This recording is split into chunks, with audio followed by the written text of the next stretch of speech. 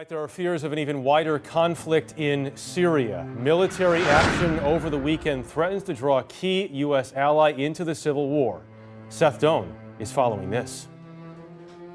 This cockpit video from an Israeli helicopter shows a possible new front in Syria's war. Israel shot down this drone when it crossed the Israeli border. Israel accuses Iran of using a base inside Syria to launch the drone. Ah, the old drone over chosen airspace story. Why didn't the skies darken? Sorry, I've come late to the party. I was having problems with a rabbi in the machine.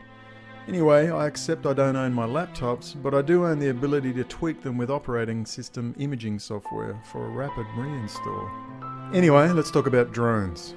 Drones in the sky over occupied Palestine, drones in the White House, drones in Florida school shootings, drone Russian-Israeli intelligence groups that pose as extremist religious cults who hang with powerful people, drone propaganda outlets sighted over Texas, and drone countries that appear fully autonomous, but we wonder sometimes.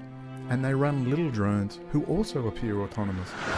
And we also wonder sometimes.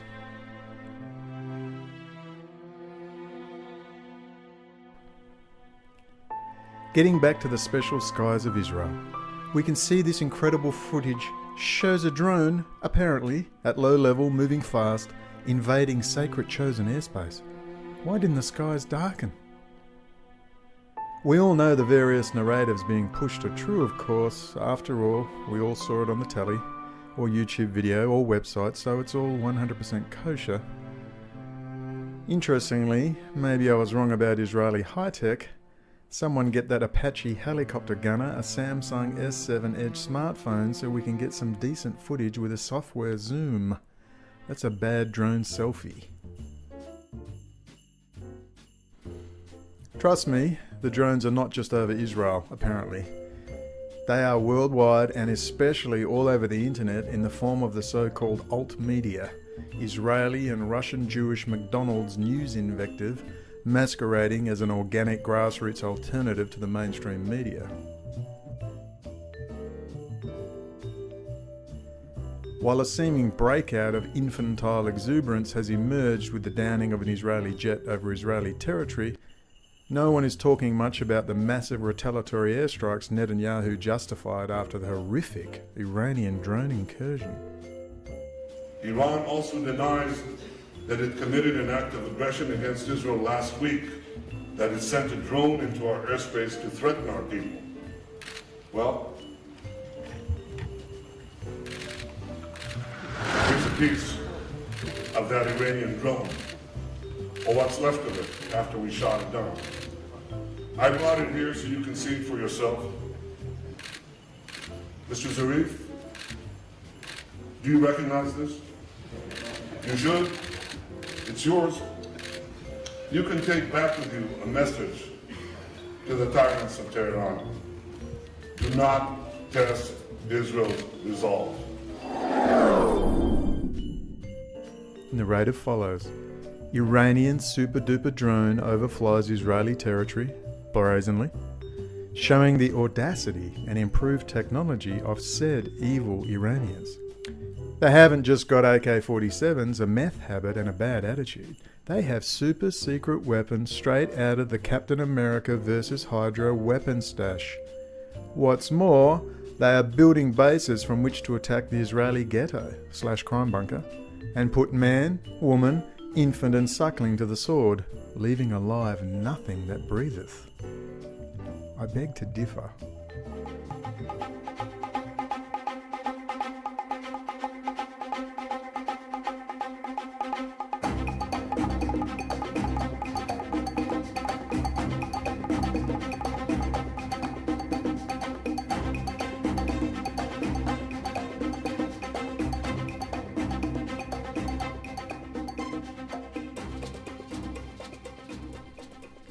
Seeing as Israel has a stolen multi-trillion-dollar military high-technology industry and the backing of its proxy state, the United States, who also possesses a multi-trillion-dollar military high-technology industry, I'm not so convinced the downing, apparently, of an Israeli jet over Israeli territory is anything to celebrate.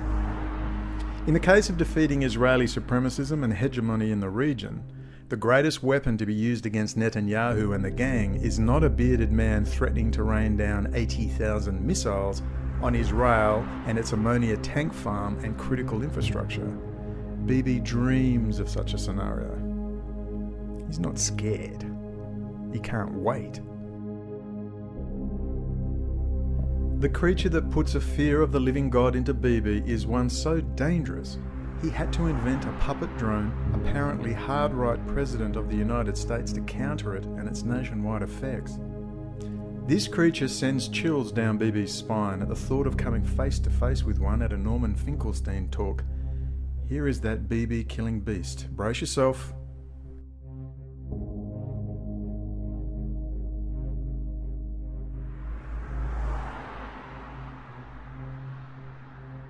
Hi. During your speech, you made a lot of references to Jewish people as well as certain people in your audience, not Jewish people in general, but certain people, especially in your audience, to Nazis. Now, that is extremely offensive when certain people are German, and they're also extremely offensive to people who've actually suffered under Nazi rule. Yes, the left-wing whining snowflake Jew, replete with Trotsky Cafe radical intellectual glasses, so you know she's 100% committed to the revolution.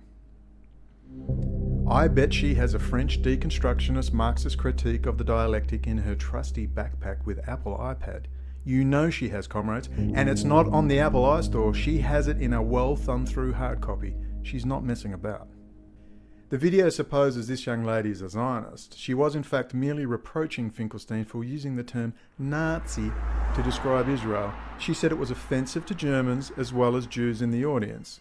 She is what Bibi fears more than Hezbollah and the Iranian Revolutionary Guard.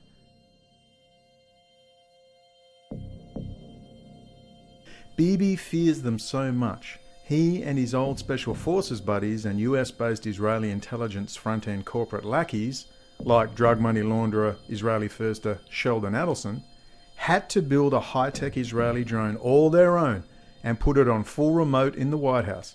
Rex Tillerson makes sure the batteries are fully charged at all times.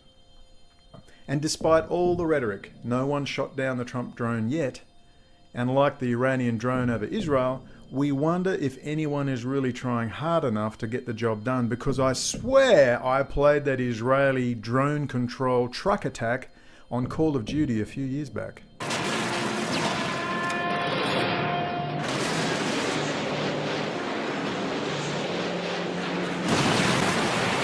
Multiple confirmed kills. Nice work.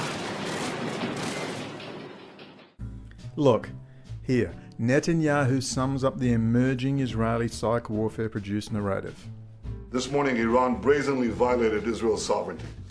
They dispatched an Iranian drone from Syrian territory into Israel, and this demonstrates that our warnings were 100% correct. Israel holds Iran and its Syrian host responsible for today's aggression. We will continue to do whatever is necessary to protect our sovereignty and our security.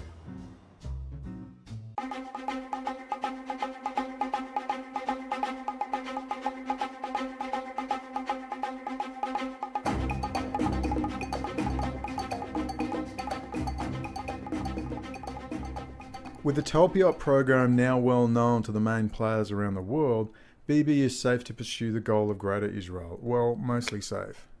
He may well have pinched his secretary's bottom, wait for that one next, overfilling his Diet Coke glass at kosher McDonald's. They say there's more to come. I doubt it, but it is possible. Everyone now knows Israel has them kill switched thanks to Edward Snowden, and their critical infrastructure is in the safe, sure hands of Bibi and his friends under the Talpiot program. NSA wanted to impress the Japanese, show them our reach. They loved the live drone feeds. This is over Pakistan right now. They were not as thrilled to learn that we wanted them to help us spy on the Japanese population. They said it was against their laws. Of course, we tapped the entire country anyway. And we didn't stop there, because once we owned their communication system, we started going after their physical infrastructure. We'd slip these little sleeper programs into power grids, dams, hospitals, and the idea was if the day came when Japan was no longer an ally, it'd be lights out. And it wasn't just the Japanese. We were planning malware in Mexico, Germany, Brazil, Austria. I mean, China, I can understand, or Russia, or Iran, or Venezuela, okay, but Austria? You're also being ordered to follow most world leaders and heads of industry. You know, you're tracking trade deals, sex scandals, diplomatic cables to give the U.S. an advantage in negotiations at the G8, or leverage over Brazilian oil companies, or helping to oust some third world leader who's not playing ball. And ultimately, the truth sinks in that no matter what justification you're selling yourself, this is not about terrorism. Terrorism is the excuse. This is about economic and social control. And the only thing you're really protecting is the supremacy of your government.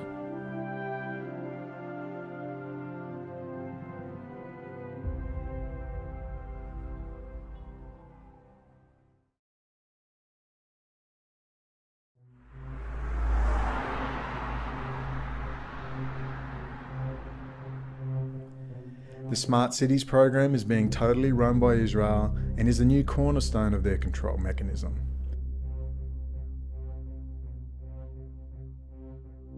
The Crown Prince Mohammed bin Salman, heir to the throne, looks like one of those Gorbachev types that come along from time to time, an insider who thinks the regime in which he operates is wholly dysfunctional and needs to be reformed.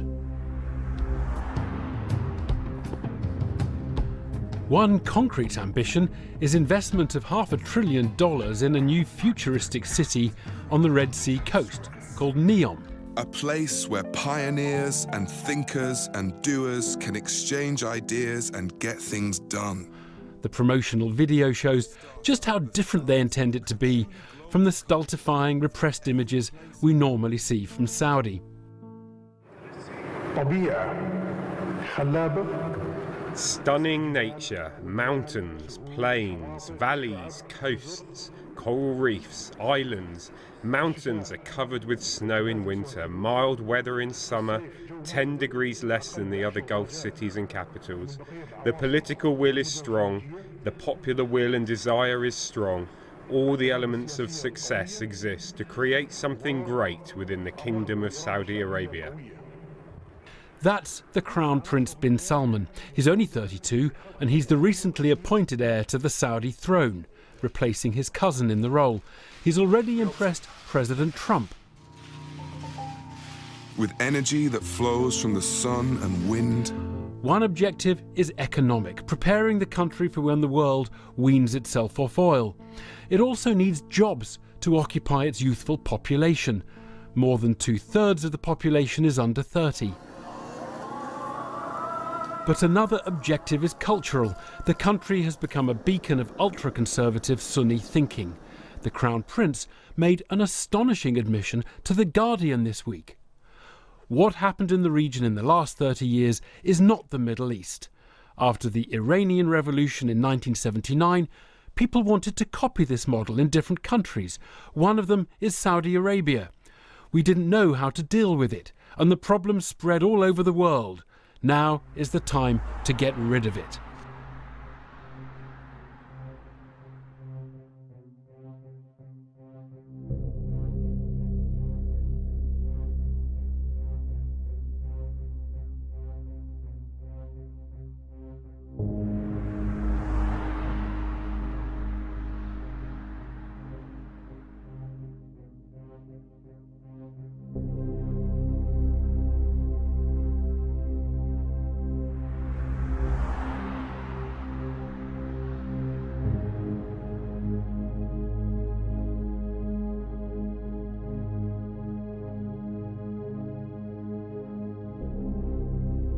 You remember those compact cities Alex Jones warned us about 15 years ago when he was slightly relevant and slightly objective? Everything is linked, from self-driving cars to power grids to water and food supplies.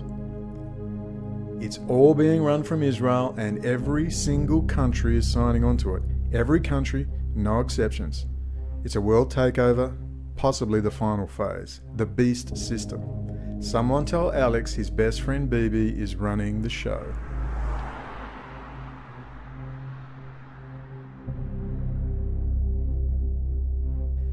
Any nasty words to Bibi are for show to keep the alt media sheep placated. He won't be walking anytime soon, and besides, have you looked at his successor? He is way worse. The chances of Bibi being indicted for dipping his fingers into the corporate spare change box are pretty much nil, but you never know. Seeing as he has the goods on every world leader on the planet, I'm sure he's not calling the removalists quite yet. But again, it'll keep the sheep happy and the alt media drones bleating on about Israel's imminent demise.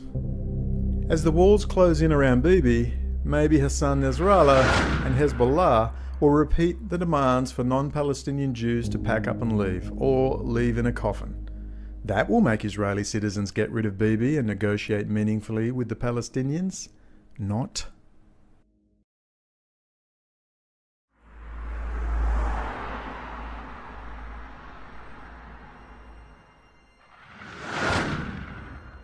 Julian Assange's great idea called WikiLeaks has now become a simple Dropbox for Israeli intelligence operating out of the US State Department in Washington, D.C. and Tel Aviv. WikiLeaks' sole job is to release the emails Israel has gathered on the enemies of their drone Trump. That's all it exists for now. It was a great idea at first. Israel lives off and controls its diverse population with a threat of annihilation by outside forces, whether it be a Holocaust narrative or the rhetoric of Hezbollah or Iran building bases in Syria or a deadly Iranian high-tech drone. Israel is always holding on by a thin thread. Death and destruction just around the corner. They are the masters at this, and they have drawn in Iran all the way to their border. Iran must also have a high-tech army too, with lots of high-tech weapons. The Jewish state versus the Islamic state. You know this one is a setup.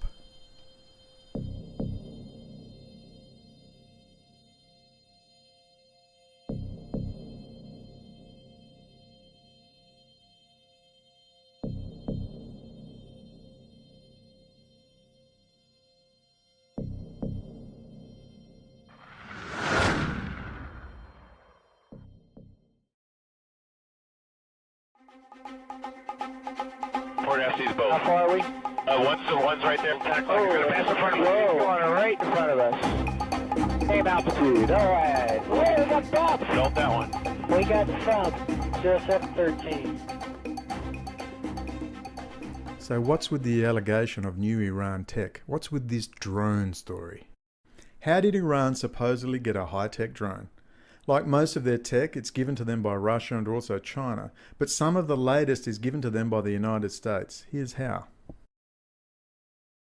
On the 4th of December 2011, an American Lockheed Martin RQ-170 Sentinel unmanned aerial vehicle was captured by Iranian forces near the city of Kashmar in northeastern Iran. The Iranian government announced that the UAV was brought down by its cyber warfare unit, which commandeered the aircraft and safely landed it. Initial reports from Western news sources disputed this claim and claimed that it had actually been shot down. The United States government initially denied the claims at all, but later President Obama acknowledged that the aircraft downed was a US drone and requested that Iran return it. The drone appeared to be largely intact except for possible minor damage on its left wing. Dan Gurr, an analyst at the Lexington Institute, stated the largely intact airframe ruled out the possibility of an engine or navigational malfunction. Quote, either this was a cyber electronic warfare attack system that brought the UAV down, or it was a glitch in the command and control system. End quote. Whatever the exact details, Iran got a hold of one of the United States' most advanced stealth drones. Oh dear. Why haven't the skies darkened? I bet Lockheed was severely punished and hauled over the coals for the loss of their most advanced drone. Well, according to industry insider Mudge, in fact, they will undoubtedly be rewarded for losing a piece of ultra-secret high technology with another contract to beat the tech they just, quote-unquote, lost to Iran. You see, this is the game, arming your enemies, puffing them up, and leading them down the garden path just before you blow them to kingdom come. Please consult Professor Anthony Sutton and his extensive works on Wall Street and the rise of Hitler, and his massive volumes dealing with the arming of the Soviet Union and supplying the latest technology to them, including whole factories. Let Mudge or Peter Zatko give us a little lowdown on what he has found in dealing with US defense contractors and their lax attitude to security. He has some theories about their attitude and why they continue to ignore cybersecurity issues raised by their sysadmins. This is a 2013 DEF CON lecture, 5 years ago. DEF CON is a yearly get-together of generally white-hat hackers, a lot of whom work for government agencies like DARPA and large corporations. Just for giggles, here's Mudge as well from 1998, appearing before a US Senate hearing committee on internet security. Nice haircut. The title of the talk is Unexpected Stories from a Hacker Inside the Government, a 5-minute extract. Mudge is going to strongly infer that US defense contractors are deliberately lowering their security to allow countries like Israel, Iran, Russia and China to garner defense secrets, and then that same US defense contractor goes begging for another contract from the US Congress to counter the technology they just quote-unquote lost. 5 minutes. This is actually explosive detail that should be front-page news considering Peter Zatko's standing in the cybersecurity world. So this talk is called Game Theory's a Bitch. I was having dinner with, a lot of these stories are because I'm outside having dinner somewhere. I don't cook. I was having dinner with an old friend, and his company goes in and cleans up APT after, big well-known names get compromised, in particular whether they're government contractors or commercial organizations. And he posed a really interesting hypotheticals because we were just shooting the crap back and forth. And he said, hey, what do you think about the following chain of events? First, RSA gets compromised. Networks defended by their tools are vulnerable, and as a result, a defense contractor gets compromised. Said defense contractor, if you look up on Wikipedia, is the one who made this really cool stealth drone. Later, a really cool stealth drone goes missing over in a, Middle Eastern state. Like, what do you think about that chain of events? I'm like, that's terrifying. And he's like, yeah. And I'm like, no, for an entirely different reason. Look at it this way, I have no clue. That's a hypothetical, and there were a whole bunch of rumors about what had happened. But let's assume that you, as a country or a large organization, that your advantage is technology. You can field the fastest and the best technology, so you're ahead of everybody. That's your advantage. Newest, most advanced toys. Someone else steals some of your tech. What do you have to do? You got to replace it with newer tech, right? You got to keep your advantage. So suppose a government contractor gets some of their super tech toll, and what does their government customer actually need to do? Well, the government in that case, and this is all a game theory hypothetical, need to pay someone to make the next version so that the people who just stole it don't achieve parity, so that they're not even. They could go to some other government contractor because, of course, the one in question just lost everything, but they actually most likely won't. And here's probably why.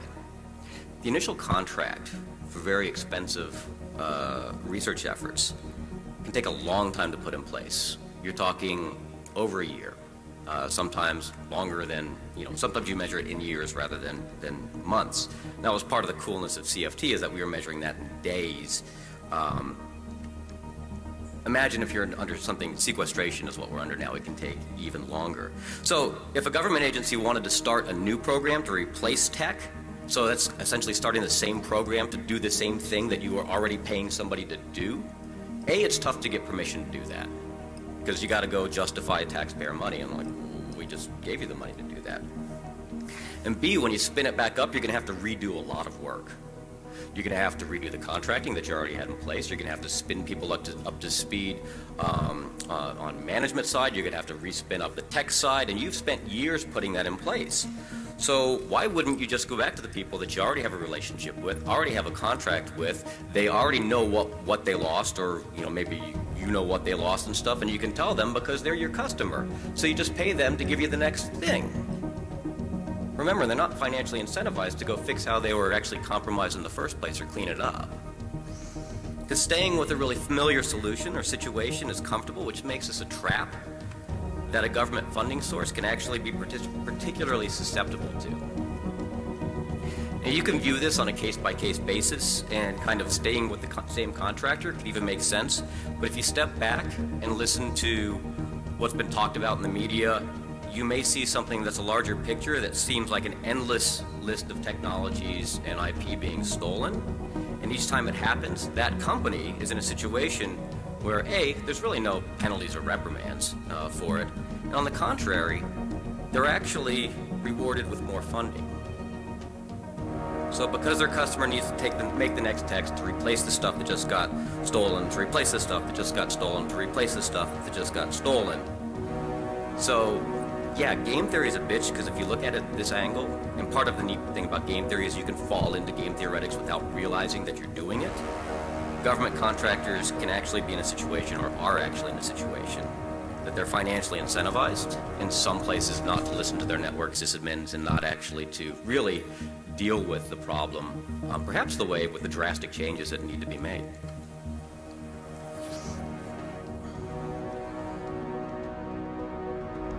The arms industry is estimated anywhere between $350 billion to $500 billion a year. One of the largest industries in the world, and these are all the guys, the military advisors, the generals, who come here to buy weapon systems. We annually spend on military security alone more than the net income of all United States corporations. Now, this conjunction of an immense military establishment and a large arms industry is new in the American experience. The total influence, economic, political, even spiritual, is felt in every city, every state house, every office of the federal government. We recognize the imperative need for this development, yet we must not fail to comprehend its grave implications. Our toil, resources, and livelihood are all involved. So is the very structure of our society. In the councils of government, we must guard against the acquisition of unwarranted influence, whether sought or unsought, by the military-industrial complex. The potential for the disastrous rise of misplaced power exists and will persist. We must never let the weight of this combination endanger our liberties or democratic processes. We should take nothing for granted. Only an alert and knowledgeable citizenry can compel the proper meshing of the huge industrial and military machinery of defense with our peaceful methods and goals, so that security and liberty may prosper together. Government contractors can actually be in a situation, or are actually in a situation, that they're financially incentivized in some places not to listen to their network sysadmins and not actually to really deal with the problem, perhaps the way with the drastic changes that need to be made.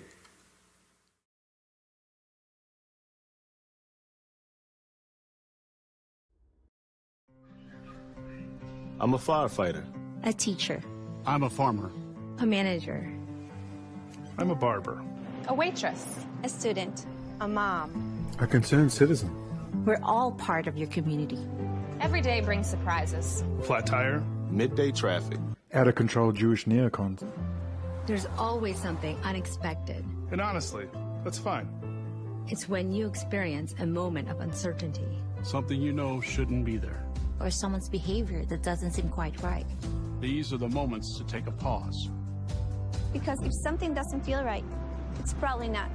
It's not about paranoia. Or being afraid. It's about standing up and protecting our communities. One detail at a time. Because a lot of little details can become a pattern. We We trust our instincts. just like you should. Because only you know what's not supposed to be in your everyday. We all play a role in keeping our communities safe. So protect your everyday. If you see something suspicious, say something to local authorities. Hello. It is the 29th of July. It's 10:09 p.m., which means in Washington, D.C. it's around 9.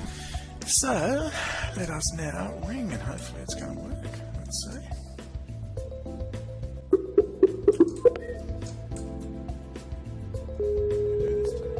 You can do this too. Are you going to do it? Come on now. Department of Homeland Security, main switchboard operator 1. How can I direct your call? Hello, my name is Brendan O'Connell. I'm an Australian citizen calling from Malaysia. I'm not sure where to be directed to. It was regarding security breaches within the US high technology sector. I'm not really sure who to speak to. Okay, so you're calling for to leave a tip or information, or? Okay. All right, hold on. I'm going to transfer you to the tip line. One moment, please. Thank you. Mm-hmm. You have reached the Homeland Security Investigations tip line. If you have a life or death emergency, please hang up and dial 911. National Security, press 4. To report. Let's report these Zionist terrorists. Let's go.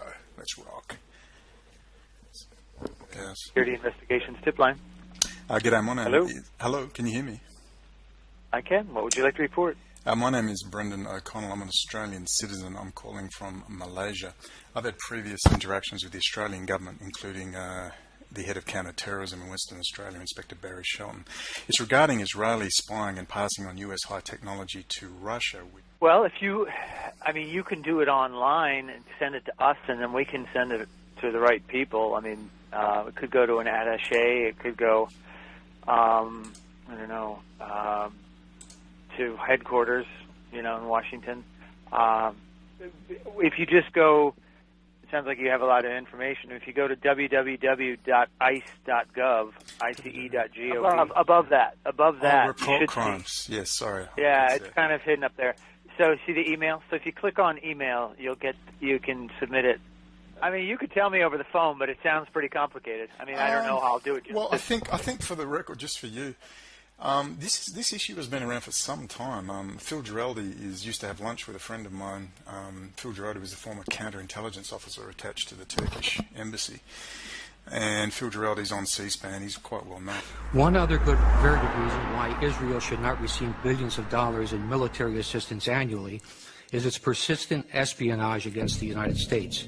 The existence of a large-scale Israeli spying effort at the time of 9/11 has been widely reported, incorporating Israeli companies in New Jersey and Florida, as well as hundreds of art students nationwide.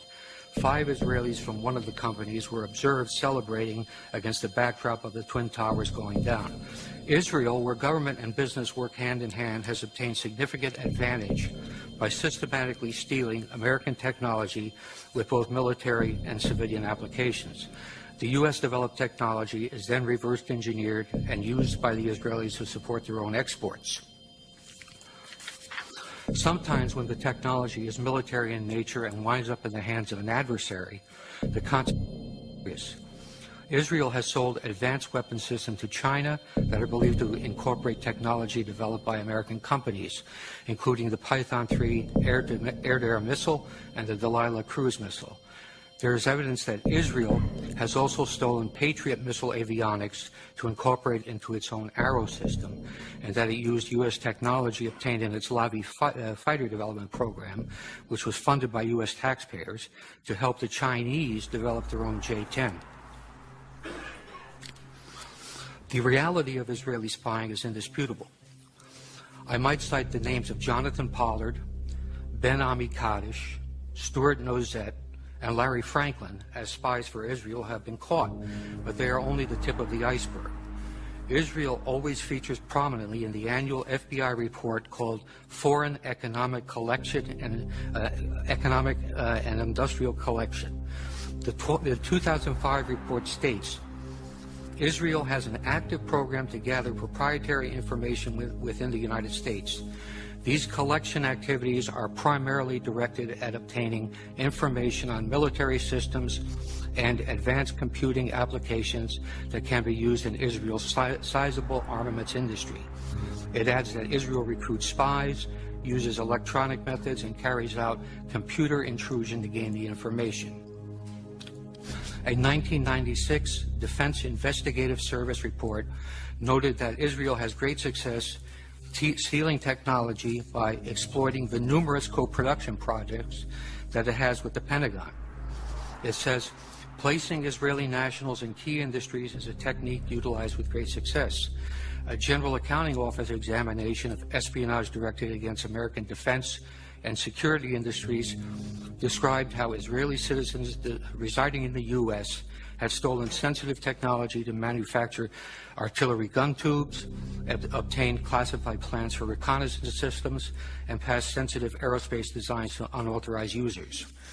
Assure me many of the technicians, particularly the electrical engineering and really PhDs in all sorts of areas and engineers are actually Russians, many of whom are not even Jewish. They don't even identify as Jewish at all. But the last 20 years, the Israeli government has been encouraging them to come in, and they are basically running the Israeli high technology sector. Now, I don't know if you're aware, but the most advanced CPU fabrication factory in the world, Intel, is actually in Israel, in Eragot, Israel. And this basically, Russians have the full run of the place, considering that Russia is on selling all sorts of stuff to places like, even though it's quite public, how actual government departments, how woefully underinformed they are about the close relationship between Russia and Israel over the last 20 years. And that literally you've just dumped the F-35, one of the most advanced multi-role aircraft, into Israel's arms, and now the technicians running over that in places like Elbit Systems, which are modifying the helmet for the F-35, they're modifying the screens for the F-35, its multifunction displays are actually populated by Russian technicians, and they brag that most of them don't learn Hebrew, don't identify as Jewish, and they're literally running backwards and forwards from Israel to Russia. And the One Belt, One Road agreement that's been agreed to between... Oh, I've been cut off.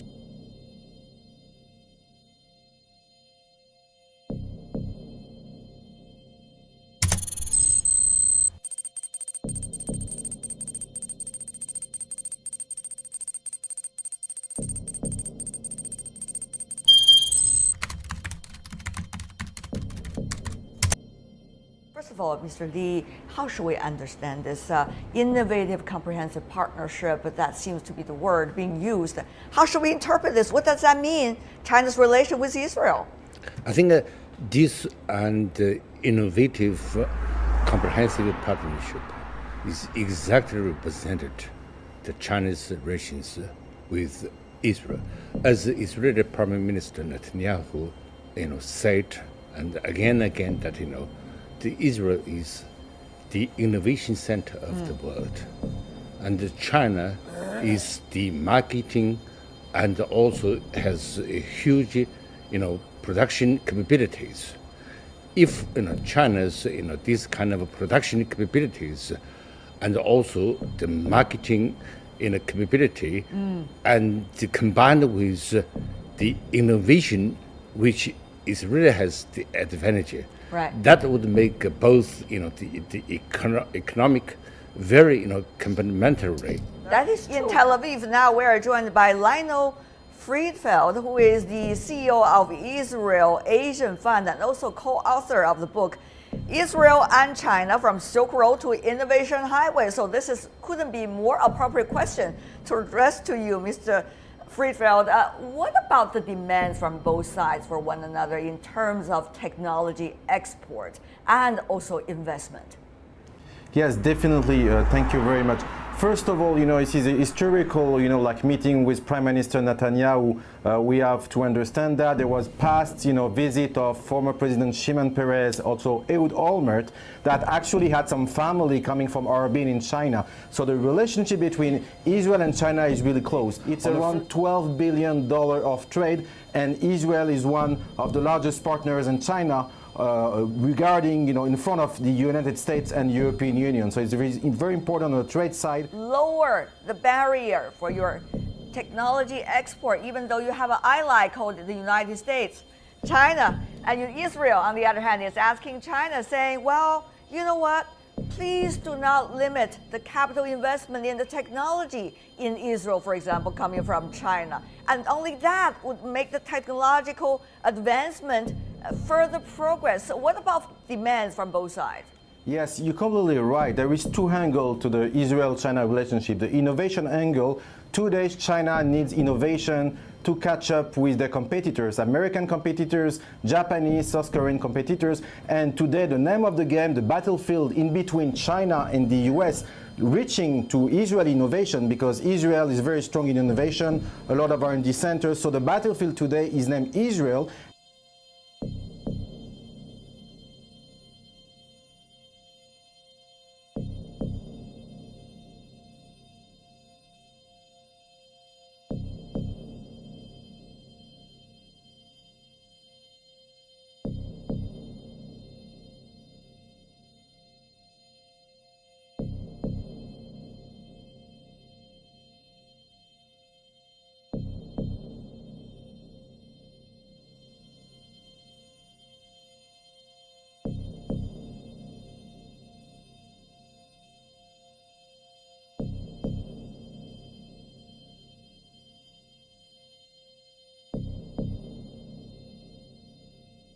One other very good reason why Israel should not receive billions of dollars in military assistance annually is its persistent espionage against the United States. The 2005 report states, Israel has an active program to gather proprietary information within the United States. These collection activities are primarily directed at obtaining information on military systems and advanced computing applications that can be used in Israel's sizable armaments industry.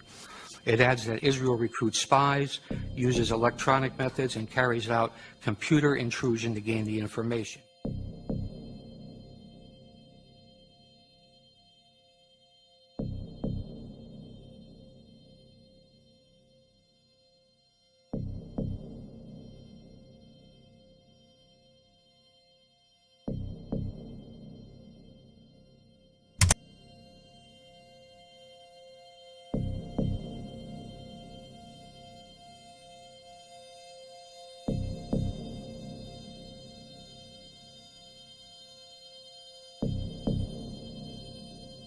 So the relationship between Israel and China is really close. It's around $12 billion of trade, and Israel is one of the largest partners in China regarding, in front of the United States and European Union. So it's very important on the trade side.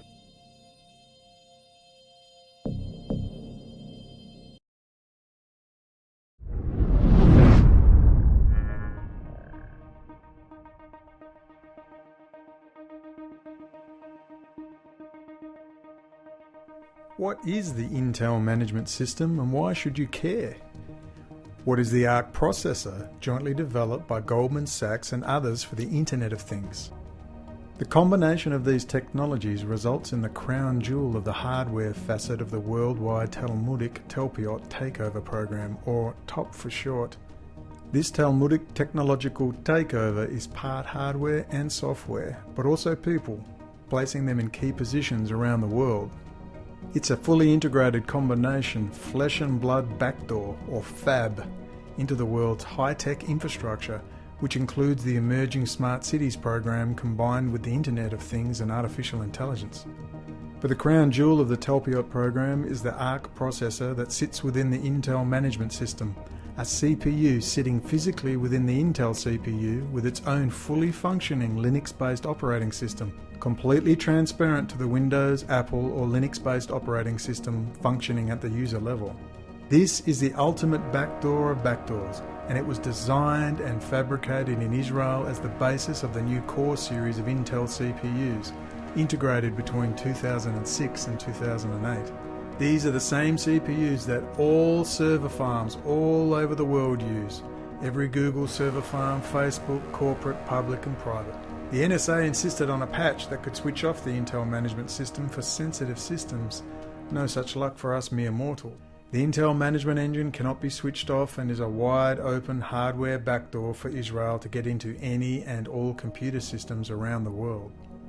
If you think the AMD line of CPUs are a safe option, think again. They have the platform security processor and it has the exact same problems. Besides, AMD, once a joint operation between Texas Instruments and the Chinese government, is now virtually wholly owned and controlled by China. The ARC processor is tiny and its multiple formats. It is filling the Internet of Things, from light bulbs to self-driving cars to robots, you name it. Think about it. Think about the power this gives the Israeli state and this Talmudic technological takeover. The company Intel is now opening its biggest plant outside of the United States, and this one is going to be in Israel. The plant is set to produce the world's most advanced computer microprocessor. We all seem to have these in our computers, and it is going to have a huge, huge impact on Israel's economy. Our Mike Tobin is live at the new Intel plant in Kiryat Gat, Israel. I hope I said that correctly. Mike, so what is so great about this new microprocessor that they're making in this facility?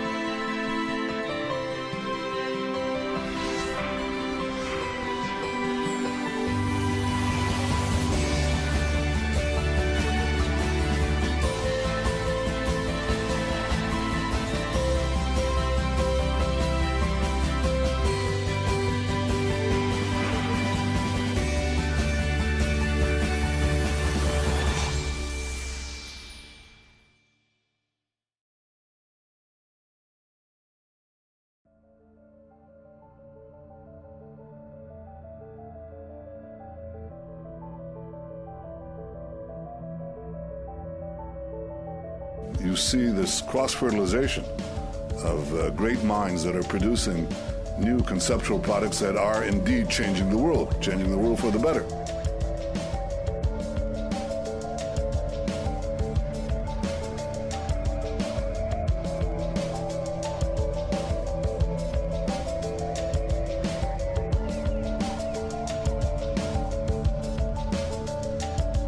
They don't want to tell us that the other thing besides cameras that they can put on it is rockets, and that's the main thing that people are buying it for, but you'll never hear an Israeli official admit that. There are like 24 drones in here. I think this is what the future is going to feel like when Skynet takes over and they become self-aware. We designed them to be trusted with our homes, with our way of life, with our world. But did we design them to be trusted? The rollout of USR's new generation of robot, the NS5, was marred by the death of designer Alfred Lanning. Identified. Murder's a new trick for a robot. Respond. Don't murder him! We're gonna miss the good old days. What good old days? When people were killed by other people. My robots don't kill people. That thing threw somebody out of a window. Is that registering with you? A robot cannot harm a human being. You trust them if you want to. We look to robots for protection. Imagine the loss of all that we've gained because of an irrational paranoia. Does thinking you're the last sane man on the face of the earth make you crazy? Because if it does, maybe I am. Maybe you can be looking in the shadows all the time.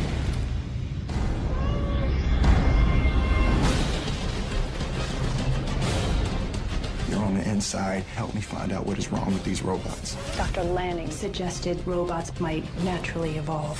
I was hoping to see you again, Detective. Think of me as your friend. Why didn't you just hand the world over on a silver platter? Maybe we did. We're on the eve of the largest robotic distribution in history. There will be one robot to every 5 humans. How many robots have ever committed a crime? How many robots in the world? None. There is no conspiracy. What this is one mistake. Oh, hell no.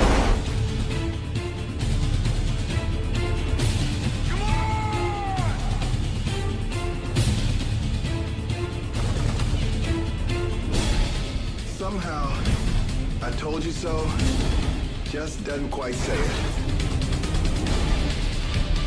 Get off my car!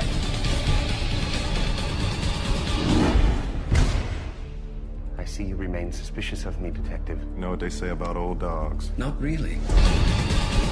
Gotcha.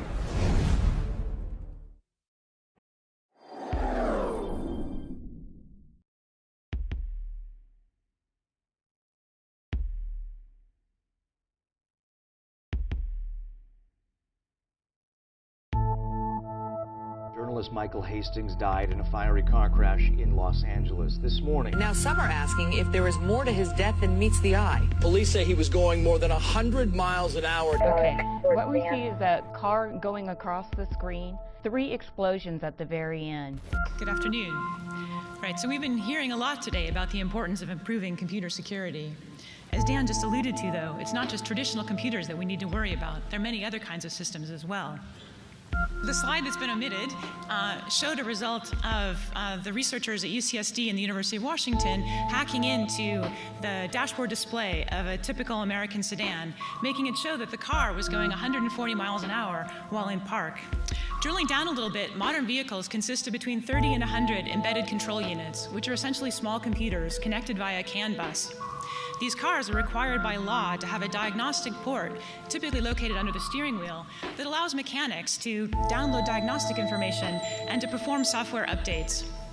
In a first paper, the researchers from UCSD and the University of Washington showed that if they could touch the CAN bus through that diagnostic port, they could take over all of the functionality of the car that's controlled by software. And in a modern automobile, that's pretty much everything. These attacks involved infecting the computers in the repair shop and then having that infection spread to the car through the diagnostic port, or hacking in through the Bluetooth system, or using the cell phone network to break in through the telematics unit that's normally used to provide roadside assistance. The most ingenious attack, though, used the stereo system in the car. The researchers were able to craft an electronic version of a song that played just fine in your home stereo system or on your personal computer. But when you put that on a CD and played it in the car CD player, it took over total control of your automobile. Yeah, right, pretty scary, huh?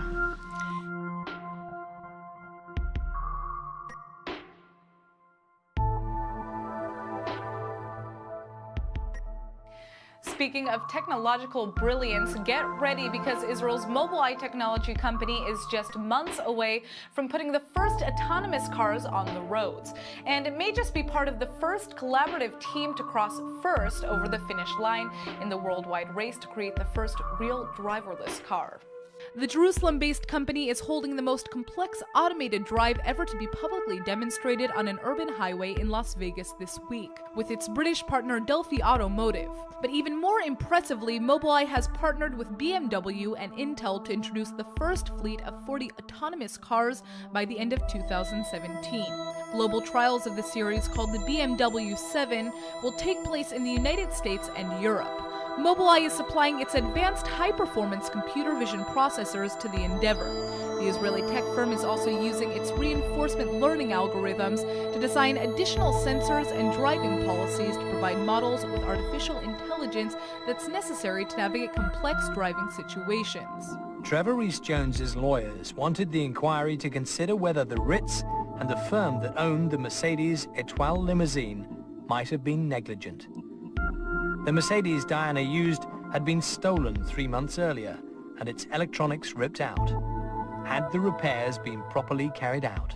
You see this cross-fertilization of great minds that are producing new conceptual products that are indeed changing the world for the better. Robots attacked my car. What robots? Look in the tunnel. When I just came from that tunnel, then what robots are you talking about? The goddamn robots, John! You know, somehow, I told you so just doesn't quite say it.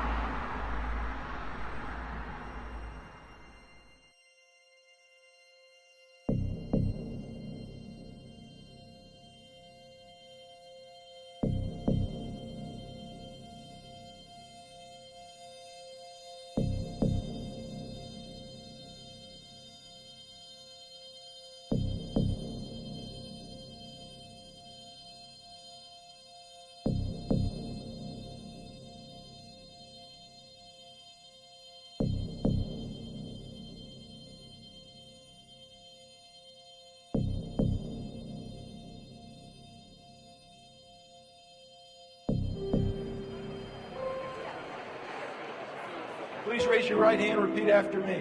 I state your full name.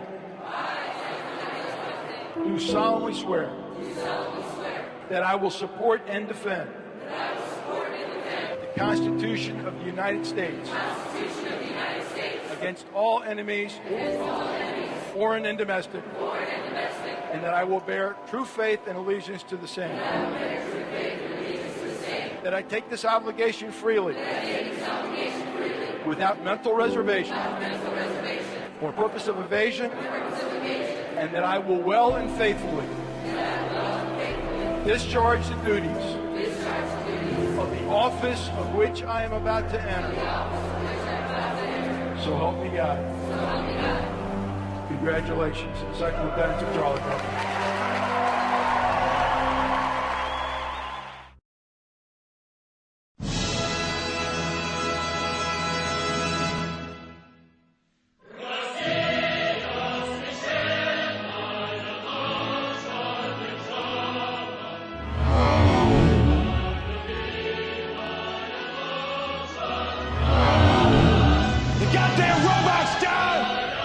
You know, somehow, I told you so just doesn't quite say it.